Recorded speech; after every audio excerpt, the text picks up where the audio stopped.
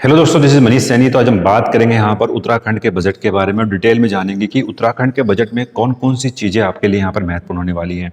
आपसे एक छोटी सी रिक्वेस्ट है, अगर आप इस चैनल पर नए हैं तो प्लीज़ सब्सक्राइब करें, अपने दोस्तों के साथ शेयर करें। आप शेयर करते हैं, सब्सक्राइब करते हैं तो हम भी यहाँ पर मोटिवेट होते हैं जानकारी आप तक पहुँचाने के लिए। You can also join us on Telegram पर जो हमारा चैनल है वो अभ्यास एकेडमी के नाम से ही है। इसका लिंक आपको डिस्क्रिप्शन में मिल जाएगा, आप वहाँ से भी हमको जो है ज्वाइन कर सकते हैं। तो सबसे पहले हम बात करते हैं, कुछ बेसिक पॉइंट है उत्तराखंड के बजट के बारे में जो आपको जानना यहाँ पर महत्वपूर्ण है। सबसे पहला जो बजट पेश किया गया था उत्तराखंड का, तो वो किया गया था यहाँ पर पोखरियाल निशंक जी के द्वारा। निशंक जी के द्वारा यहाँ पर उत्तराखंड का पहला जो बजट है वो पेश यहाँ पर किया गया था। फिर हम बात करते हैं 2001 और 2 में। 2001 और 2 में ये बजट पेश किया गया था, लेकिन यहाँ पर महत्वपूर्ण चीज ये है कि ये जो बजट यहाँ पर पेश किया गया ये अंतरिम सरकार का था, क्योंकि इस समय यहाँ पर चुनाव नहीं हुए थे और अंतरिम सरकार का बजट था। लेकिन चुनाव के बाद जो प्रॉपर बजट पेश किया गया वो यहाँ पर एनडी तिवारी जी ने पेश किया था। तो ये एक महत्वपूर्ण प्रश्न है यहाँ पर। पहला बजट जो पेश किया गया वो निशंक जी के द्वारा किया गया था अंतरिम सरकार में, और जो दूसरा बजट पेश किया गया वो एनडी तिवारी जी ने पेश किया था यहाँ पर चुनाव के बाद। ये बात यहाँ पर महत्वपूर्ण थी। अगर हम बात करते हैं यहाँ पर गैरसैंण के अंदर, जो उत्तराखंड की यहाँ पर ग्रीष्मकालीन राजधानी है गैरसैंण, उसके अंदर पहला बजट किसके द्वारा पेश किया गया? तो ये जो बजट है ये पेश किया गया था यहाँ पर त्रिवेंद्र सिंह रावत के द्वारा पेश किया गया, जो उत्तराखंड के पूर्व मुख्यमंत्री भी हैं। और ये जो पेश किया था 2021 और 22 में यहाँ पर ये जो बजट है वो यहाँ पर इनके द्वारा पेश किया गया। हम बात करते हैं यहाँ पर जो उत्तराखंड की अर्थव्यवस्था है उसके बारे में अगर हम बात करें तो ये जो अर्थव्यवस्था है यहाँ पर वर्ष 2022-23 में इसका जो टोटल जो जीडीपी था वो 3,03,000 करोड़ रुपए था, और 2023-24 में ये 3,46,000 करोड़ रुपए यहाँ पर हो चुका है। ताकि इनकी जो संख्या है वो लगातार ही यहाँ पर क्या है, बढ़ती हुई हमें दिखाई पड़ रही है। अगर हम बात करते हैं 2024 और 25 वाला जो बजट है वो किसने पेश किया? तो ये जो पेश किया है प्रेम चंद्र अग्रवाल जी द्वारा यहाँ पर पेश किया गया, जो विधायक हैं ऋषिकेश से। तो ऋषिकेश से विधायक है प्रेमचंद्र अग्रवाल जी, इनके द्वारा यहाँ पर उत्तराखंड का बजट 2024 और 25 के लिए यहाँ पर पेश किया गया। अगर हम बात करते हैं यहाँ पर उत्तराखंड के बजट के अंदर, अगर हम बात करते हैं तो क्या सिनेरियो यहाँ पर रहने वाला है, किस किस चीज पर यहाँ पर जो है वो फोकस किया गया। अगर हम उसकी बात करते हैं, चार महत्वपूर्ण पिलर थे पूरे उत्तराखंड के बजट के अंदर, जिन पर सबसे अधिक यहाँ पर फोकस किया गया है। तो सबसे पहला जो पिलर था हमारे पास वो है यहाँ पर गरीब, फिर है हमारे पास युवा, फिर है हमारे पास यहाँ पर अन्नदाता यानी किसान, और जो चौथा हमारे पास है वो है यहाँ पर वुमेन एम्पावरमेंट, महिला सशक्तिकरण। तो ये चार पिलर हमें यहाँ पर दिखाई देते हैं पूरे उत्तराखंड के बजट के अंदर। इन चार पर सबसे अधिक यहाँ पर फोकस किया गया है। अगर हम बात करते हैं टोटल बजट के बारे में, टोटल जो बजट रहा है 89,230,07 करोड़ का ये बजट यहाँ पर रहा है। और लास्ट ईयर की अगर हम बात करते हैं, लास्ट ईयर की अपेक्षा यहाँ पर इसमें जो वृद्धि हमें देखने को मिलती है वो 15.27 की हमें वृद्धि यहाँ पर देखने को मिलती है लास्ट बजट से। महत्वपूर्ण प्रश्न है यहाँ पर, ये एग्जाम में पूछा भी जा सकता है। हम बात करते हैं यहाँ पर जो उत्तराखंड की अर्थव्यवस्था है उसकी अगर हम ग्रोथ रेट की बात करते हैं, जीडीपी की ग्रोथ की बात करते हैं, तो उत्तराखंड सरकार ने 2022-23 की बात करते हैं, 2022-23 में यहाँ पर जो है 7.63 जो है दर्ज की थी, और हम बात करते हैं नेशनल लेवल पर तो ये 7.2% यहाँ पर रही है। फिर अगर हम बात करते हैं यहाँ पर कि 2023-24 के लिए यह जो परसेंटेज रहा 7.58% रहा और 7.3 जो है वो नेशनल लेवल पे रहा। यानी उत्तराखंड की जो जीडीपी है वो हमें अधिक तेजी के साथ बढ़ती हुई दिखाई पड़ रही है पूरे भारत के। तो ठीक है, भारत में अगर हम बात करते हैं, नेशनल लेवल पे बात करते हैं, तो इनका जो एवरेज है, उत्तराखंड का जो एवरेज है वो यहाँ पर अधिक दिखाने का प्रयास किया गया है।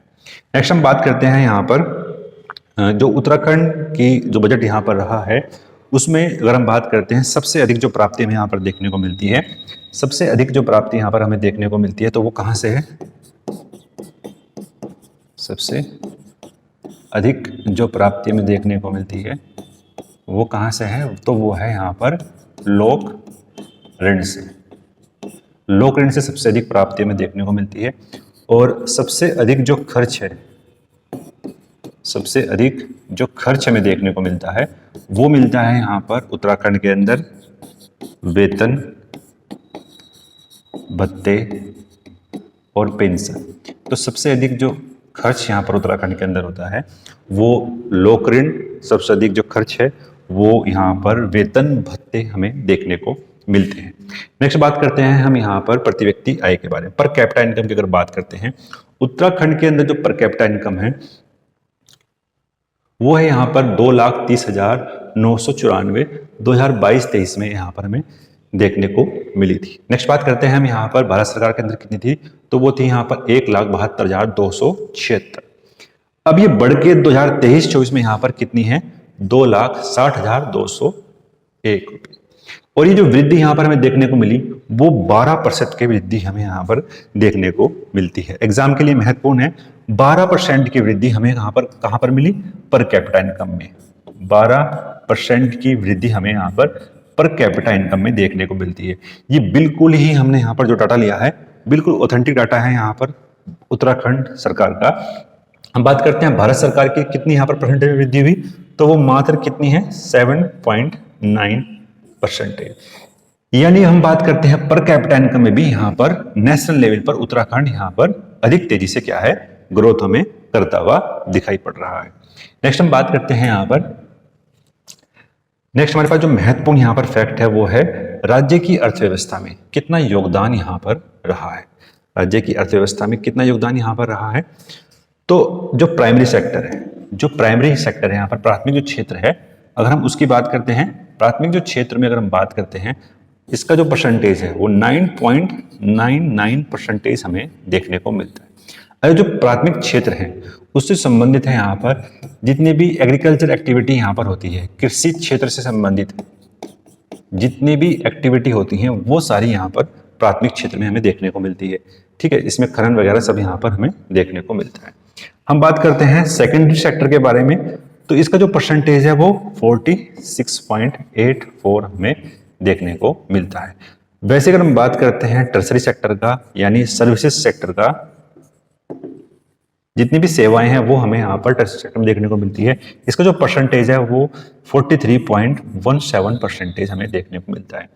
अगर हम बात करते हैं यहाँ पर नेशनल लेवल में, भारत के अंदर देखते हैं नेशनल लेवल में, तो आपका जो थर्ड सेक्टर है वो सबसे अधिक है। उसके बाद हमारे पास यहाँ पर सेकेंडरी सेक्टर है और उसके बाद हमारे पास यहाँ पर फर्स्ट सेक्टर में देखने को मिलता है। लेकिन वही अगर हम बात करते हैं उत्तराखंड के बाद, उत्तराखंड की अगर हम बात करते हैं, जो हमारा सेकंड सेक्टर है वो सबसे अधिक है। फिर हमारे पास जो थर्ड सेक्टर है वो यहाँ पर सबसे अधिक देखने को मिलता है और उसके बाद जो है हमारा प्राइमरी सेक्टर यानी प्राथमिक क्षेत्र हमें देखने को मिलता है। कई बार एग्जाम में क्या होगा, उसको वो यहाँ पर क्रम से लगाने के लिए बोल सकता है। तो अगर आपको क्या करना है, आपको ये क्रम जो है, जो काफी रेयर क्रम हमें देखने को मिलता है नेशनल लेवल पे, वो आपको जो क्रम है वो यहाँ पर आपको याद रखना है। सबसे पहले हमारे पास क्या है? द्वितीय सेक्टर है, उसके बाद हमारे पास यहाँ पर थर्ड सेक्टर है, उसके बाद हमारे पास यहाँ पर प्राइमरी सेक्टर है। एग्जाम के लिए बहुत महत्वपूर्ण है, आपको ये चीज यहाँ पर याद रखनी है। नेक्स्ट अगर हम बात करते हैं 2023-24 में, इसके लिए एक पहल यहाँ पर की गई थी और ये चीज हमें यहाँ पर 24-25 में भी देखने को यहाँ पर मिलती है। अच्छा, वो पहल यहाँ पर क्या है? वो पहल यहाँ पर ये है कि इकोलॉजी के साथ इकोनॉमी को हमें डेवलप करना है। इकोलॉजी यानी अगर हम बात करते हैं, हमारा जो उत्तराखंड है वो नेचर के बहुत करीब है, और इसी बात को ध्यान में रखते हुए हमें क्या है, इकोलॉजी को ध्यान में रखते हुए अपनी इकोनॉमी को क्या है, बूस्टअप करना है। तो यहाँ पर क्या है कि सतत विकास के लक्ष्य को प्राप्त करना है, स्वच्छ पर्यावरण एवं प्राकृतिक संसाधनों के संरक्षण पर बल देना है, पर्यावरणीय नीतियों का निर्धारण करना है, नीति स्थापक पर्यावरणों को यहाँ पर सुनिश्चित हमें करना है। एग्जाम के लिए बहुत महत्वपूर्ण है। एक सबसे महत्वपूर्ण पिलर हमें यहाँ पर ये देखने को मिलता है कि इकोलॉजी के साथ इकोनॉमी को किस तरीके से हम बूस्ट अप कर सकते हैं। एक पूरा एग्जाम्पल हम नेशनल लेवल पर भी यहाँ पर दे सकते हैं। नेक्स्ट बात करते हैं कि क्या क्या सेक्टर में यहाँ पर जो है प्रावधान किए गए। ठीक है, अगर हम बात करते हैं इस पूरे प्रावधान के बारे में, तो एक यहाँ पर कैंपा योजना भी चलाई गई है। ये जो कैंपा योजना है, इसके लिए 343 करोड़ रुपए यहाँ पर खर्च करने की उत्तराखंड सरकार ने जो है बात की है। फिर हम बात करते हैं जलवायु परिवर्तन समन के लिए 55 करोड़ रुपए यहाँ पर खर्च करने के लिए बात की है। नेक्स्ट बात करते हैं स्प्रिंग एंड रिवर रेजुएशन प्राधिकरण यानी सारा के अंतर्गत 2024-25 में नई मांग के माध्यम से राजस्व में करीबन 19 करोड़ रुपए और पूंजीगत मद में यहाँ पर 50 करोड़ रुपए जो है खर्च करने की बात की गई। इलेक्ट्रिक व्हीकल्स चार्जिंग इंफ्रास्ट्रक्चर निर्माण के लिए 10 करोड़ रुपए खर्च करने के लिए बात की गई है। और हम बात करते हैं सार्वजनिक वनों के सृजन हेतु 10 करोड़ रुपए यहाँ पर खर्च करने की बात की है। ये जितना भी हमने यहाँ पर डिस्कस किया पॉइंट, ये हमारा इकोनॉमी इकोलॉजी के साथ जो है उसी का कॉन्सेप्ट हम यहाँ पर डिस्कस कर रहे हैं। नेक्स्ट अगर हम बात करते हैं यहाँ पर FRMB एक्ट। अच्छा, सबसे पहले हम बात करते हैं ये पूरा एक्ट क्या बात करता है। ये जो पूरा एक्ट है ये नेशनल लेवल पर भी हम बात करते हैं, नेशनल लेवल पर भी और स्टेट लेवल पर भी, दोनों ही लेवलों पर फाइनेंशियल मैनेजमेंट की बात करता है। ठीक है, फाइनेंशियल मैनेजमेंट की बात करता है।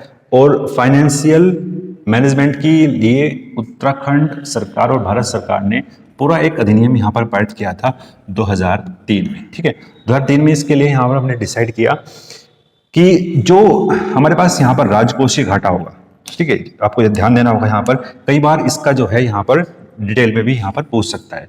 जो राजकोषीय घाटा है इस FRMB एक्ट में हमने कितना रखा है कि वो जो है 3% से अधिक नहीं होना चाहिए। ठीक है, FRMB एक्ट के अंदर राजकोषीय घाटा कितना है, वो 3% से अधिक नहीं होना चाहिए। अगर वो 3% से यहाँ पर अधिक होता है तो आपकी जो फाइनेंशियल कंडीशन है किसी भी स्टेट या नेशनल की, वो हमें यहाँ पर खराब देखने को मिलती है।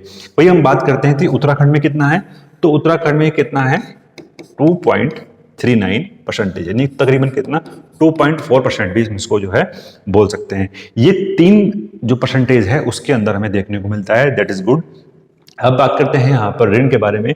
टोटल ऋण की बात करते हैं तो इसका जो क्राइटेरिया हमने रखा है FRMB एक्ट में, तो वो रखा है यहाँ पर 32.8%। ठीक है, इतना में देखने को मिलता है। अगर हम बात करते हैं यहाँ पर उत्तराखंड के अंदर कितना है, तो 24.23 है, 24.23 है। इसको हम 24.2% भी यहाँ पर क्या है बोल सकते हैं। ये भी जो क्राइटेरिया है हमें FRMB एक्ट के अंदर देखने को मिलता है, यानी उत्तराखंड की जो फाइनेंशियल कंडीशन है वो बिल्कुल यहाँ पर क्या है दुरुस्त है। ठीक है, FRMB एक्ट का हम क्या है अब अनुपालन भी कर रहे हैं। ये भी यहाँ पर हमारे बजट में बताया गया है सही तरीके से। नेक्स्ट हम बात करते हैं यहाँ पर कि सबसे अधिक इनकम।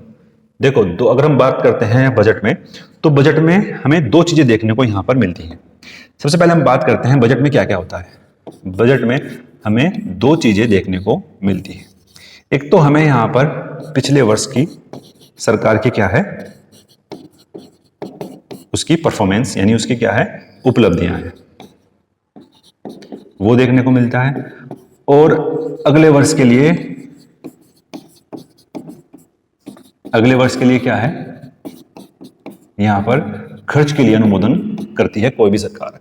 पिछले वर्ष की जो उपलब्धियां हैं वो हमें देखने को मिलती हैं यहां पर आर्थिक समीक्षा में। ठीक है, ये महत्वपूर्ण है। आर्थिक समीक्षा में हमें पिछले वर्ष की उपलब्धियों को देखने को मिलता है। और जो बजट हम पास करते हैं वो अगले वर्ष के लिए जितना भी हम खर्च करते हैं वो हमें यहाँ पर देखने को मिलता है। तो ये महत्वपूर्ण था। अब हम बात करते हैं उत्तराखंड के अंदर सबसे अधिक जो पैसा हमें देखने को मिलता है तो वो हमें कहाँ से आता है। तो ये महत्वपूर्ण चीज है। सबसे अधिक जो हमें जो पैसा मिलता है वो यहाँ पर मिलता है, अगर हम बात करते हैं तो वो जो जिसका जो परसेंटेज है हमारे पास, वो परसेंटेज है हमारे पास यहाँ पर लोक ऋण। ठीक है, एग्जाम के लिए महत्वपूर्ण है।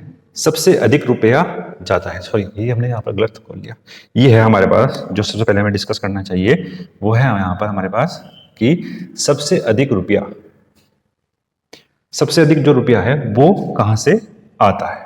सबसे अधिक जो रुपया हमारे पास आता है वो आता है यहाँ पर 33.30%।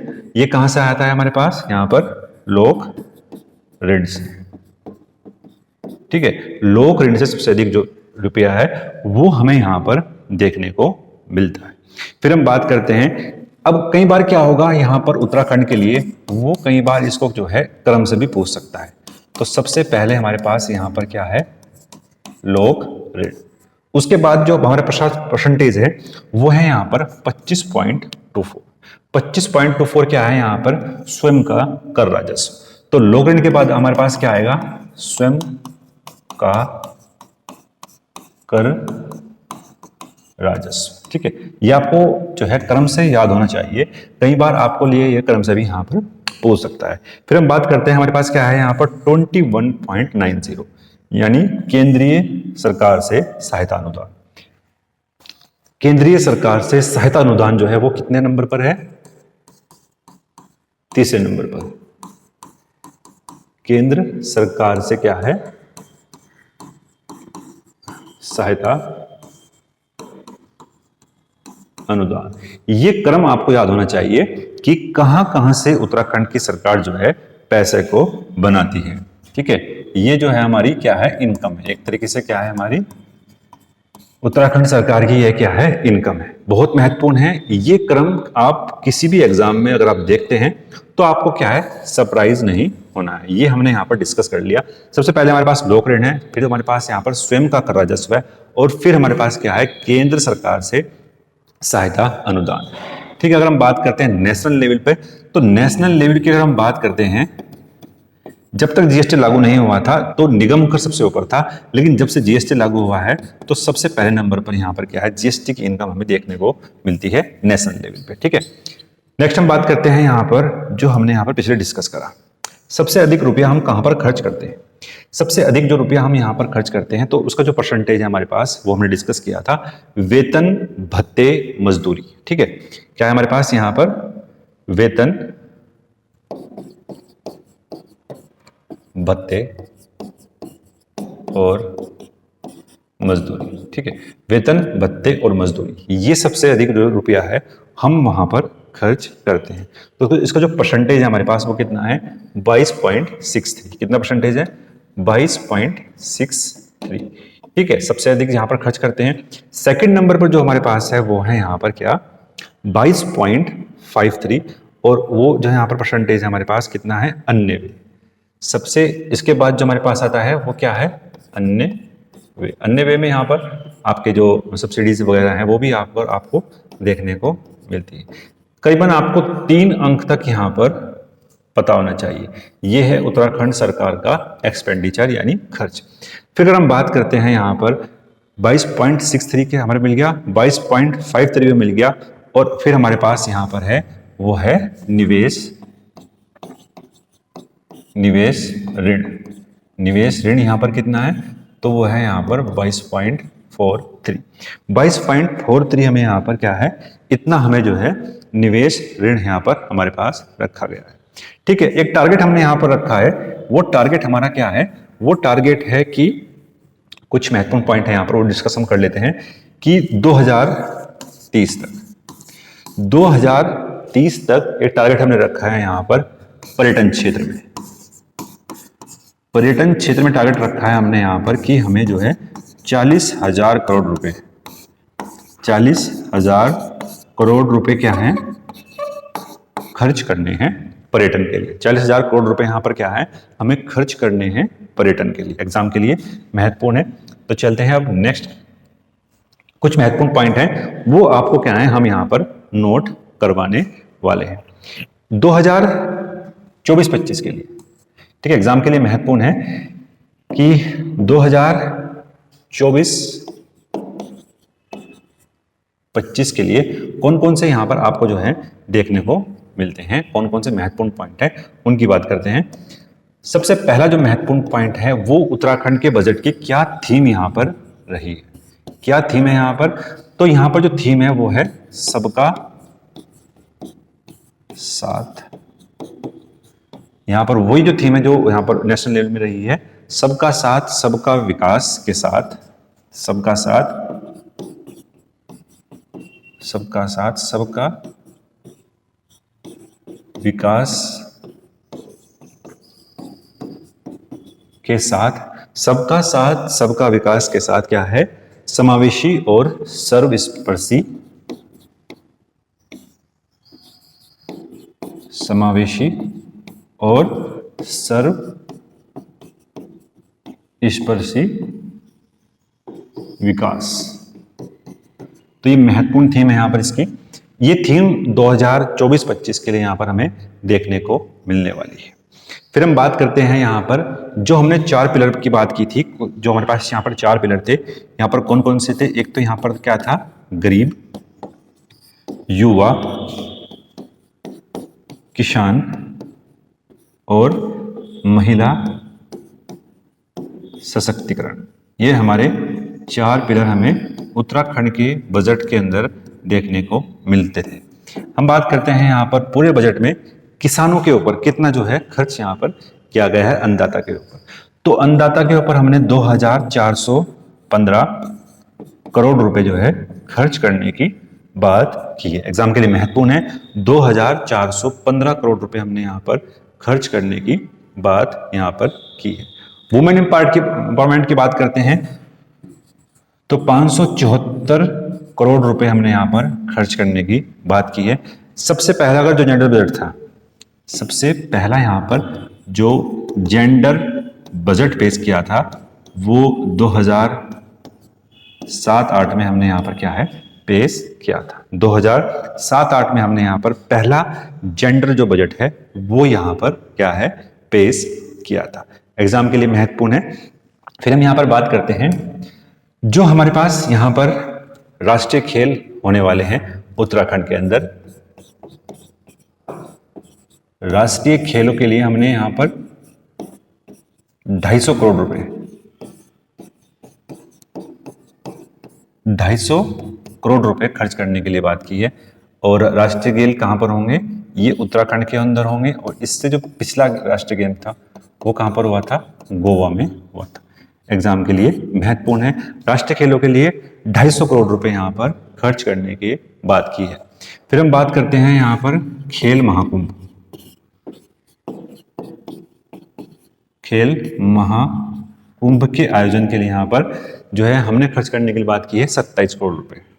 ठीक है, 27 करोड़ रुपए हमने यहाँ पर खेल महाकुंभ योजना के अंदर यहाँ पर शामिल करने की बात की है। फिर हम बात करते हैं यहाँ पर हमारे पास पर्यटन विकास जो सम्मेलन है,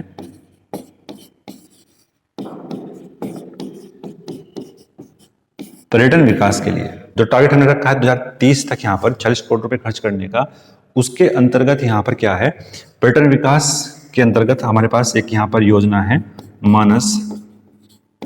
मानस जो खंडमाला योजना है, मिशन है मानस माला खंड परियोजना।